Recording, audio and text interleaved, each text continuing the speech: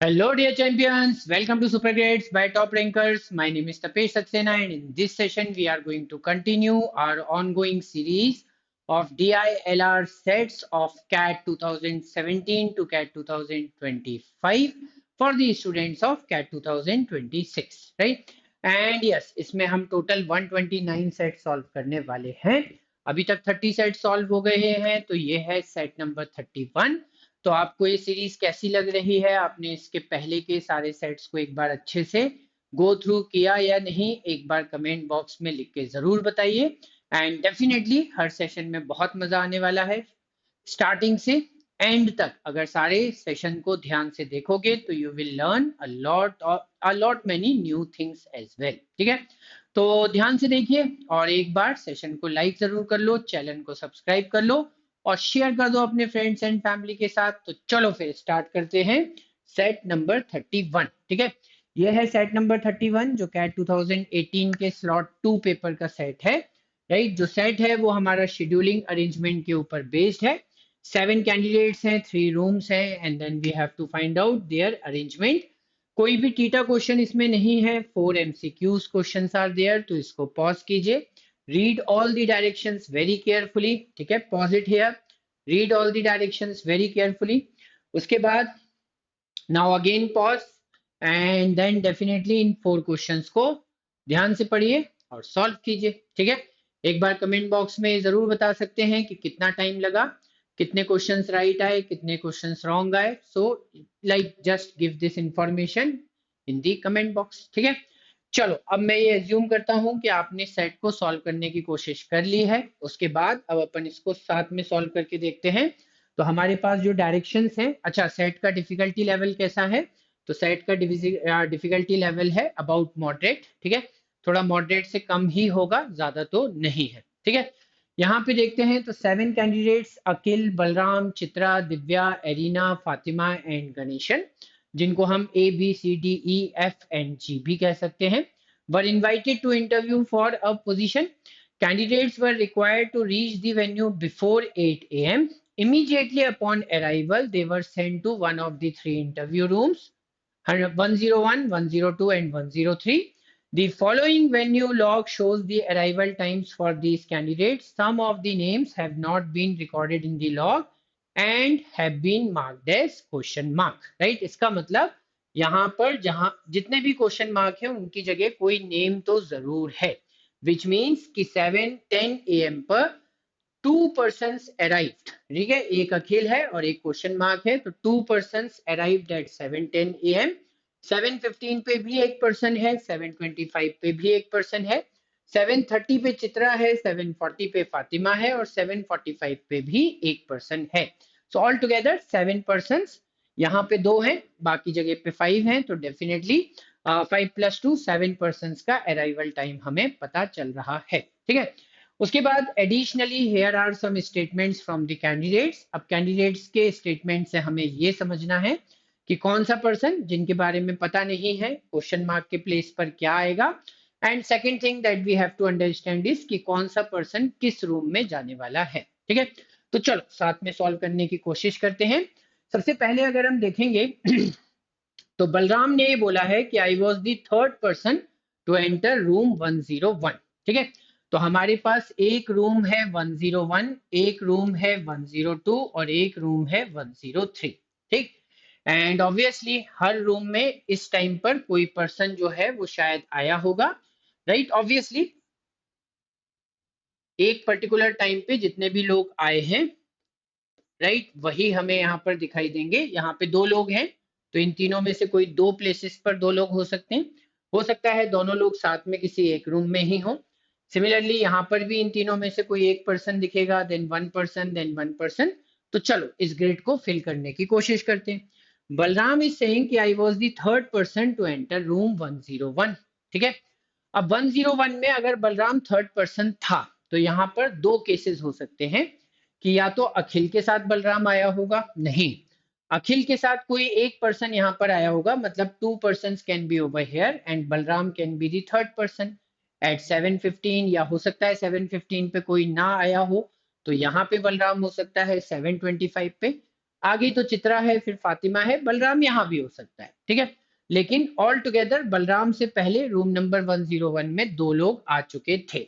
उसके बाद चित्रा है, I was the last person to enter the room I was allotted to. तो चित्रा जिस रूम में आई है, she was the last person उस रूम में, उसके बाद कोई भी नहीं आया। Arina, I was the only person in the room I was allotted to. तो एरिना जिस रूम में भी आई है उसमें सिर्फ एक ही पर्सन है, तो ये क्लियर है कि इन तीनों रूम्स में से किसी एक रूम में सिर्फ एक ही पर्सन आता है, ठीक है। उसके बाद Fatima, 3 people including Akhil were already in the room that I was allotted to when I entered it. तो जब फातिमा किसी रूम में आई तो उसमें ऑलरेडी 3 लोग थे, राइट। उसमें अखिल भी एक था, राइट। देखो स्टेटमेंट क्या है, 3 people including Akhil were already in the room. तो अखिल को इंक्लूड करके all together 3 people were already there in the room when Fatima reach that room. तो इसका मतलब फातिमा को मिलाकर 4 लोग हो गए। तो कोई रूम ऐसा भी है जिसमें कम से कम 4 लोग तो हैं, ठीक है, या 4 लोग आए होंगे। उसके बाद गणेशन बोलते हैं कि I was one among the 2 candidates allotted to room 102। तो 102 जो रूम है उसमें डेफिनेटली 2 persons ही आए हैं, ये लास्ट स्टेटमेंट से क्लियर है। I was one among the 2 candidates allotted to room 102, ठीक है। अब उन्होंने बोला है कि हमारे पास टोटल 7 persons हैं, 7 है, यहाँ पे 2 है। अब जो एरिना है वो ये बोल रही है कि मैं जिस रूम में गई वहां अकेले गई। तो इसका मतलब वो किसी ना किसी रूम में सिर्फ एक ही पर्सन आया है। तो अगर किसी रूम में एक ही पर्सन आया है और किसी रूम में 2 ही लोग आए हैं तो 1 + 2 3 होता है। मतलब एक रूम ऐसा भी होगा जिसमें 4 लोग आए होंगे, ठीक है। अब वो इकलौता रूम होगा, यूनिक रूम। तो डेफिनेटली हमें पता चल रहा है कि बलराम जो है वो 101 में थर्ड पर्सन है। फातिमा ने भी ये कहा है कि यार मेरे आने से पहले 3 persons were already there in the room, मतलब ये 101 ही होना चाहिए। तो जो रूम नंबर 101 है उसमें डेफिनेटली 4 लोग आए हैं, 102 में 2 और 103 में 1, राइट। ये तो डेफिनेटली हमें पता चल रहा है, राइट। अब इसके बाद बलराम जो है वो रूम नंबर 101 में थर्ड पर्सन था।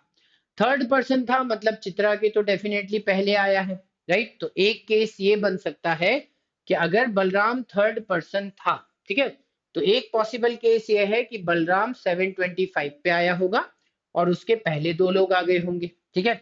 दूसरा पॉसिबल केस ये हो सकता है, क्योंकि 710 पे 2 लोग आ सकते हैं एक साथ, तो दूसरा पॉसिबल केस ये हो सकता है कि बलराम जो है वो मोस्टली बलराम जो है वो प्रोबेबली सेकंड स्लॉट में मीन 7:15 PM पर 7:15 AM पर आया होगा, राइट। अब बलराम जहां पर भी आया 7:15 या 7:25 पर, उस पर्टिकुलर टाइम पे सिर्फ एक ही पर्सन आ रहा है। मतलब अगर यहाँ बलराम है तो फिर किसी और रूम में इस टाइम पर कोई और नहीं आ सकता। अगर यहाँ बलराम है तो इस पर्टिकुलर टाइम पर किसी और रूम में कोई और नहीं आ सकता। अब उसके बाद अगर हम ये देखें तो चित्रा का स्टेटमेंट क्या बोलता है कि I was the last person to enter the room I was allotted to, right. और चित्रा का स्लॉट क्या है 7:30 AM, तो इसका मतलब यहाँ चित्रा है और Chitra was the last person, तो डेफिनेटली इसके बाद कोई नहीं आया और Chitra is the only person who arrived at 7:30 AM। तो यहाँ पे चित्रा के अलावा कोई और नहीं होगा, ठीक है। तो डेफिनेटली यही कंक्लूजन हमारा इधर भी आ जाएगा, ठीक। उसके बाद फिर अगर हम ये देखते हैं कि फातिमा का स्टेटमेंट क्या है। फातिमा का स्टेटमेंट ये है, अच्छा लेकिन चित्रा जो है वो रूम नंबर 101 में है ये तो श्योर नहीं है। I was the last person to enter the room I was allotted to, ठीक है। मेरे ख्याल से चित्रा रूम नंबर 101 में है ये तो श्योर नहीं है, अभी तक हमें पता कहाँ चला। तो I think this was not the correct idea, ठीक। थोड़ा और समझते हैं, थोड़ा और पढ़ते हैं, क्योंकि मैंने फातिमा का स्टेटमेंट पढ़ा तो फातिमा इज सेइंग कि I was the I when I entered the room 3 persons were already there in the room. और ये सिर्फ रूम नंबर 101 में ही पॉसिबल है। तो अगर रूम नंबर 101 में ही सिर्फ ऐसा हो सकता है कि 3 से ज्यादा लोग हो सकते हैं, तो Fatima definitely arrived in room number 101। Fatima ने ये कहा है कि 3 people इंक्लूडिंग मी, तो इसका इंक्लूडिंग अखिल, तो फातिमा से पहले 3 लोग थे, फातिमा को मिलाकर 4 हो गए, मतलब फातिमा के बाद तो कोई नहीं होगा। यहाँ पर भी क्रॉस लग जाएगा। ये मेरे ख्याल से एकदम करेक्ट लॉजिक हमारा बन रहा है। ठीक, अब इसके बाद देखो कि फातिमा से पहले 3 लोग प्रेजेंट होने चाहिए, ठीक है, और उसमें अखिल भी है ना। फातिमा ने बोला देयर 3 पीपल इंक्लूडिंग अखिल, तो इसका मतलब अखिल तो यहाँ पर डेफिनेटली है। अब अखिल के साथ कोई और है क्या, तो यहाँ पर तो होगा ही होगा, क्योंकि बलराम से पहले 2 लोग हैं, Balram was the third person. अब यहाँ बलराम है तो इन दोनों जगहों पर कोई भी हो सकता है, या तो अखिल के साथ एक पर्सन आया होगा या फिर यहाँ पर। ठीक, ये इंफॉर्मेशन हमें मिल रही है। अब इसके बाद अगर हम ध्यान से देखें तो Chitra, I was the last person to enter the room I was allotted to. ठीक है, चित्रा ने ये कहा कि I was the last person. Arena ने बोला I was the only person in the room I was allotted to. तो अब एरिना के लिए क्या बोल सकते हैं, ठीक है, एरिना का स्लॉट हमें पता है क्या।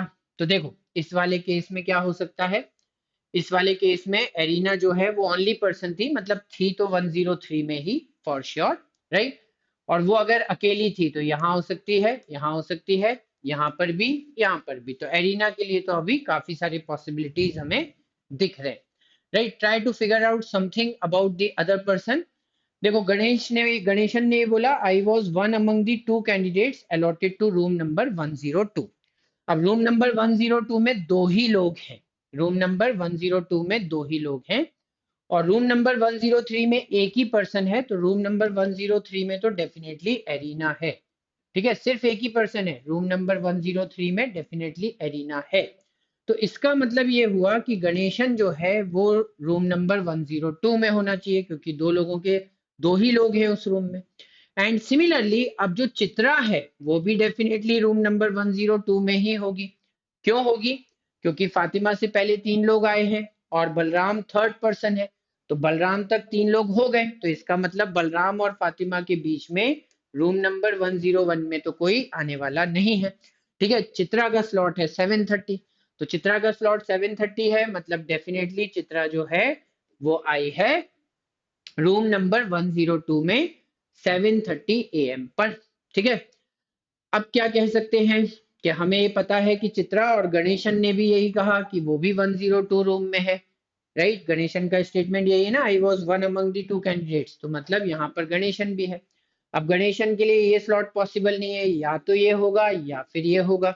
ठीक है, गणेशन के लिए 2 स्लॉट्स हो सकते हैं। ठीक है, तो देखो ध्यान से, आई एम श्योर कि या तो गणेशन यहाँ पर होगा या फिर गणेशन यहाँ पर होगा। ठीक है, हमें नहीं पता कहाँ पर, लेकिन इन दोनों में से किसी एक स्लॉट में गणेशन है, राइट।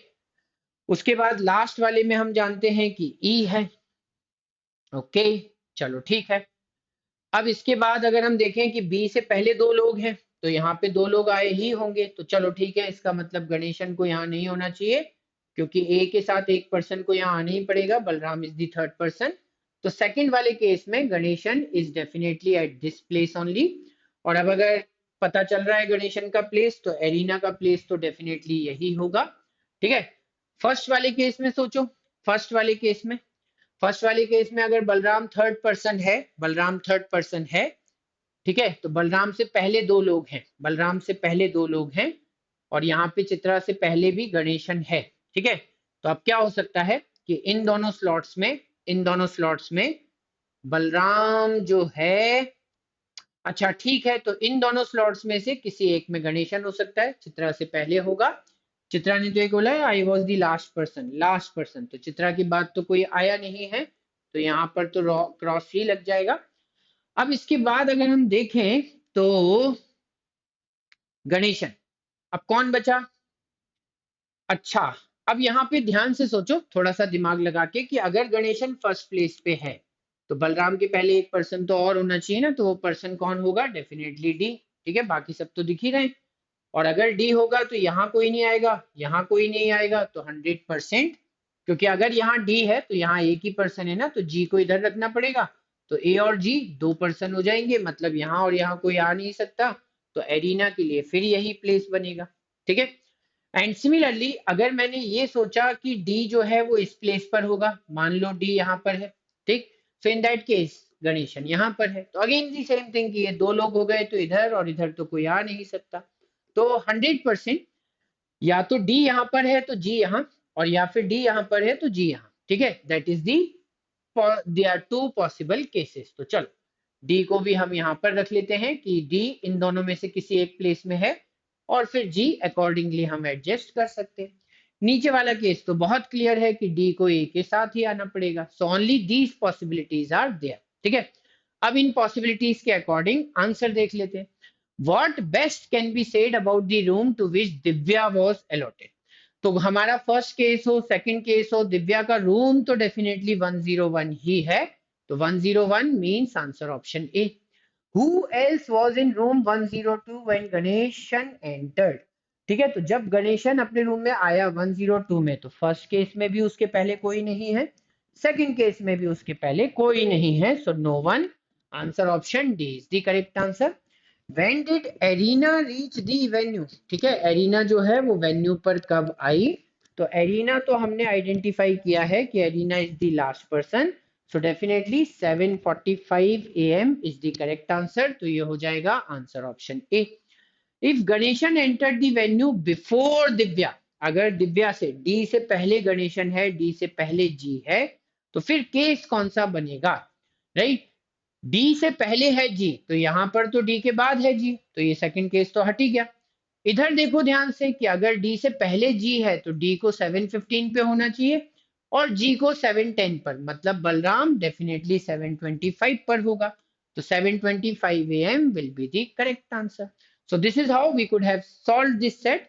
मैक्सिमम सॉल्विंग टाइम भी शायद इसका 7-8 मिनट्स ही होगा, मैक्सिमम, इससे कम में भी हो सकता है, राइट। इसका मतलब सेट का डिफिकल्टी लेवल बहुत ज्यादा नहीं है, लेकिन थोड़ा सा कॉम्प्लिकेटेड है, थोड़ा सा कॉम्प्लेक्स है, दैट इज व्हाई आई से कि ये होना चाहिए मॉडरेट डिफिकल्टी लेवल का सेट, है ना। सो आई एम वेरी श्योर कि आपको सेशन तो पसंद आया होगा, तो एक बार लाइक बटन प्रेस कर दो, चैनल जरूर सब्सक्राइब कर लो। ये है हमारी कैट DIY की किट, ठीक है, जिसमें सारे के सारे कैट और ओमेट लेक्चर्स इंक्लूडेड हैं, लाइव डाउट सॉल्विंग है, पर्सनल आई मेंटर है, GDPI prep plus test series भी है। ये है हमारी QA मास्टरी किट, जो कि आप अलग से भी परचेज कर सकते हो। VARC मास्टरी किट भी है और DILR मास्टरी किट भी है। सो डेफिनेटली ये separate section wise mastery kits हैं, जिसमें recorded lectures, complete study material and sectional and topic test included हैं। So that's it for this session. Have a nice time, enjoy yourself, all the very best, thank you very much.